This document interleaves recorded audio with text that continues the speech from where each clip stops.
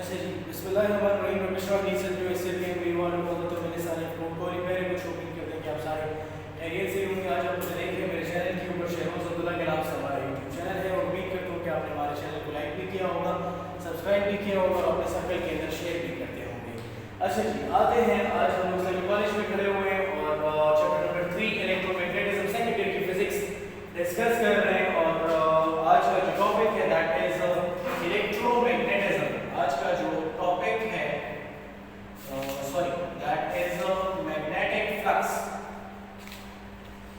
Magnetic flux आज का topic बड़ा इंटरेस्टिंग टॉपिक है और मैग्नेटिक फ्लक्स आज का टॉपिक है। देखिए, पहले तो ये समझेंगे कि मैग्नेटिक फ्लक्स क्या होता है, लेकिन उस मैग्नेटिक फ्लक्स टॉपिक को भी समझने से पहले समझो कि फ्लक्स किसे कहते हैं। FLUX flux. Flux means to flow. Flux किसे कहते हैं? Flux means to flow. किसी भी स्पेसिफिक एरिया से कितने मैग्नेटिक फील्ड लाइन पास हो रहे हैं, उस नंबर को हम क्या कहेंगे? मैग्नेटिक फ्लक्स कहेंगे। The number of magnetic field lines passing through certain area. ठीक है, flux means to flow. Flux का क्या मतलब होता है? फ्लो करना। फ्लक्स किसे कहते हैं? Flow. Flux means to flow. ठीक हो गया। अच्छा, अब फ्लक्स को डिफाइन कैसे करेंगे? The number of field lines. कौन से field lines? Electric field lines या magnetic field lines? Magnetic field lines की बात हो रही है। ठीक है, the number of field lines, magnetic field lines passing through certain area is called magnetic flux. आप कुछ यूं डिफाइन करेंगे कि the number of magnetic field lines, number of magnetic field lines passing through certain area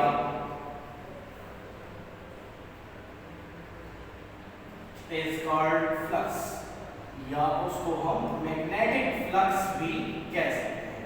किसी भी specific area से कितने magnetic field lines pass होते हैं उसको हम क्या कहते हैं? मैग्नेटिक फ्लक्स कहते हैं। और मैग्नेटिक फ्लक्स को आप कैसे रिप्रेजेंट करते हो? It is represented by phi। इसको हम रिप्रेजेंट करते हैं इस सिंबल से। इसको पढ़ा जाता है phi, read as phi। इसको क्या कहा जाता है? phi। मैग्नेटिक फ्लक्स को हम phi से रिप्रेजेंट करते हैं, इस सिंबल से रिप्रेजेंट करते हैं, राइट? और इसको क्या कहा जाता है? phi कहा जाता है। ठीक है। अच्छा, आप एक और तरीके से भी डिफाइन कर सकते हैं। ये डेफिनेशन 1 थी मैग्नेटिक फ्लक्स की, आप एक और तरह से भी डिफाइन कर सकते हैं। आप कहोगे द डॉट प्रोडक्ट या the scalar product of what? Magnetic induction B and area vector. मैं सरफेस एरिया की बात कर रहा हूं। आपने अभी तक पढ़ा होगा कि एरिया एक स्केलर क्वांटिटी है, लेकिन ये आपके पास फॉर एग्जांपल एक बुक है। ठीक है, फॉर एग्जांपल मैं कहता हूं कि आपके पास ये एक बुक है, राइट? अब मैंने इस बुक को इस तरह रखा हुआ। अब ये जो एरिया है, मैं इस एरिया वेक्टर की बात कर रहा हूं। This area direction is directed upward. ये आपके पास एक सेकंड ईयर की बुक है, मैं इसके सरफेस एरिया की बात कर रहा हूं। लुक, अब अगर मैंने इस सरफेस एरिया का यूनिट वेक्टर फाइंड करना है तो वो हमेशा ऊपर की तरफ डायरेक्ट हो जाएगी। So the product of two things, दो चीजों के प्रोडक्ट को कहते हैं the product of magnetic induction B and area vector, the scalar product या dot product, the scalar or dot product of magnetic induction B and area A called magnetic flux. उसको हम magnetic flux कहते हैं। क्या कहते हैं जी? Magnetic flux. ठीक है। अच्छा, किसी भी स्पेसिफिक एरिया से, जो आपने परपेंडिकुलर भी रख सकते हो, पैरेलल भी रख सकते हो, कितने मैग्नेटिक फील्ड लाइंस पास होते हैं उसको हम क्या कहते हैं? Magnetic flux. सही हो गया। याद रखिए, मैग्नेटिक फ्लक्स आपको ये बताता है कि कितने फील्ड लाइंस बेसिकली वो मतलब किसी भी स्पेसिफिक रीजन से पास हो रहे हैं, हाउ मच क्लोज और distance those field lines are, वो फील्ड लाइंस एक दूसरे से कितने क्लोज है या कितने डिस्टेंट पे हैं। ठीक है, आपको कौन बताएगा? मैग्नेटिक फील्ड इंटेंसिटी बताएगी या मैग्नेटिक फील्ड स्ट्रेंथ बताएगा। लाइंस का एक दूसरे के साथ क्लोज होना या डिस्टेंट होना कौन बताएगा आपको? ये मैग्नेटिक फील्ड स्ट्रेंथ बताएगी। कौन बताएगा? मैग्नेटिक फील्ड स्ट्रेंथ बताएगी। ठीक है, अच्छा आप मैथमेटिकली कुछ यूं लिखोगे, मैथमेटिकली आप लिखेंगे कि phi equal to b dot a। b magnetic induction को शो करता है, a एरिया को शो करता है। डॉट प्रोडक्ट है तो हम क्या लिखेंगे? cos theta. आपको पता है cos थीटा क्यों लिखते हैं, साइन नहीं लिखते? फर्स्ट चैप्टर पढ़ा था, चैप्टर नंबर 3 था I think, product of vectors, chapter number 2 था मेरे ख्याल से। ठीक है, प्रोडक्ट ऑफ वेक्टर्स में आपने पढ़ा था डॉट प्रोडक्ट में जो हॉरिजॉन्टल कंपोनेंट होता है वो इफेक्टिव कंपोनेंट होता है, इसलिए हम लोग डॉट प्रोडक्ट के साथ क्या लिखते हैं? cos लिखते हैं, साइन नहीं लिखते। ठीक हो गया। तो हमारे पास जो phi आ जाएगा या इसकी जो इक्वेशन आ जाएगी that is phi equal to ba cos theta. ये हमारे पास मैग्नेटिक फ्लक्स की इक्वेशन है। क्या है जी? मैग्नेटिक फ्लक्स की इक्वेशन है। ओके, अच्छा अब हम देखते हैं कि फ्लक्स मैक्सिमम कब होगा, मिनिमम कब होगा, कौन कौन से केसेस हैं। चलिए कुछ केसेस को डिस्कस करते हैं। केसेस, फ्लक्स आपके पास मैक्सिमम कब होगा? मैक्सिमम फ्लक्स आपको तब मिलेगा जब मैग्नेटिक फील्ड इंडक्शन और एरिया वेक्टर दोनों एक दूसरे को क्या हो? पैरेलल हो। क्या हो? पैरेलल हो। और पैरेलल केस में एंगल कितने डिग्री का होता है? 0 डिग्री का होता है। ठीक है, चलिए जरा फाइंड करते हैं flux b dot a ba cos theta ba cos of 0 degree, तो आपके पास आ जाएगा ba cos 1 and phi equal to ba। ये आपके पास क्या आ गया? मैक्सिमम फ्लक्स आ गया। फ्लक्स क्या आता है इस केस में? मैक्सिमम आ गया। ठीक है, चलिए अब हम देखते हैं कि मिनिमम फ्लक्स कौन से केस में आपको मिलेगा? मिनिमम फ्लक्स उस केस में मिलेगा जब आपके पास एंगल क्या हो? 90। एंगल क्या हो? 90।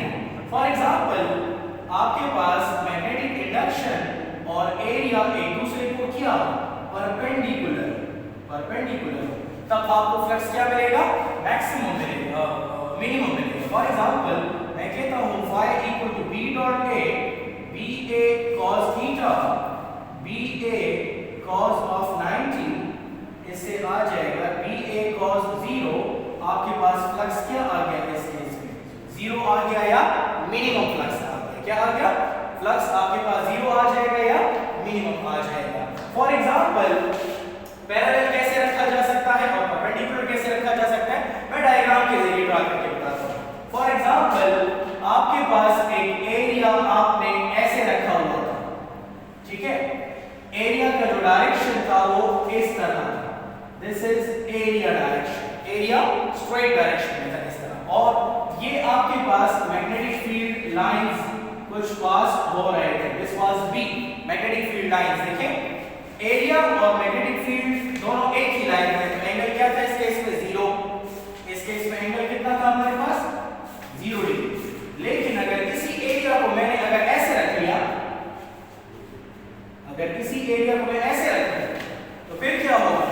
एरिया जो वेक्टर है वो ऊपर की तरफ डायरेक्टेड है इस तरह। एरिया वेक्टर की बात कर रहा हूं, अच्छा ऊपर की तरफ डायरेक्टेड है और मैग्नेटिक फील्ड लाइंस इस तरह पास हो रही हैं। ठीक है, ये क्या है? ये B है या मैग्नेटिक फील्ड लाइंस। इस केस में हमारे पास एंगल क्या है? 90 डिग्री। कितना है? 90 डिग्री। और फ्लक्स क्या मिल रहा है? 0 मिल रहा है। चलिए ये तो मैंने दो केसेस डिस्कस किया। फ्लक्स एट एनी एंगल 0 और 90 के अलावा अगर हमारे पास फ्लक्स हो तो फिर क्या करेंगे? उस केस के लिए जो थर्ड केस होगा flux at any angle, flux at any angle, किसी भी एंगल पे, फ्लक्स एट एनी एंगल। आपके पास जो इक्वेशन होगी फ्लक्स की b डॉट a या ba cos ऑफ थीटा। अब ये थीटा कोई भी वैल्यू इसकी हो सकती है। ठीक है, चलो यहां पर तो हम लोगों ने सरफेस एरिया को फॉर एग्जांपल ऐसे रखा हुआ था, यहां पर सरफेस एरिया को हम लोगों ने ऐसे रखा हुआ था। एरिया इस तरह डायरेक्टेड था, मैग्नेटिक फील्ड लाइन भी इस तरह डायरेक्टेड थी। यहां पर मैंने सरफेस एरिया को ऐसे रख दिया, एरिया वेक्टर ऊपर डायरेक्टेड है, मैग्नेटिक फील्ड लाइंस इस तरह डायरेक्टेड है, लेकिन किसी भी एंगल पे अगर हो जाए, अगर मैंने एरिया इस सरफेस को या बॉडी को ऐसे रख दिया, ऐसे टिल्टेड रख दिया, तो फिर क्या होगा? ये तो ना 0 है ना 90 है, फिर क्या होगा? एनी एंगल पे हमारे पास जो फार्मूला होगा फ्लक्स का वो ये होगा कि phi equal to VA cos of theta। किसी भी एंगल पे फ्लक्स आपने फाइंड करना है तो इसके जरिए आप बड़ी इजीली फाइंड आउट कर सकते हैं। सही हो गया, ये हमारे पास फ्लक्स एट एनी एंगल है। अच्छा, कोई भी इररेगुलर शेप बॉडी हो उसके लिए फ्लक्स कैसे फाइंड आउट करेंगे? Flux for any irregular shape body, flux at any या flux through any irregular shape body, through any irregular shape body, किसी भी इररेगुलर शेप बॉडी के लिए फ्लक्स आप कैसे फाइंड आउट करेंगे? देखिए, आपने फॉर एग्जांपल यहां पर एक बॉडी है, इस तरह से इररेगुलर शेप की बॉडी है, आपने क्या करना है? We have to divide this body into multiple patches, different portions में आप इसको डिवाइड कर दो।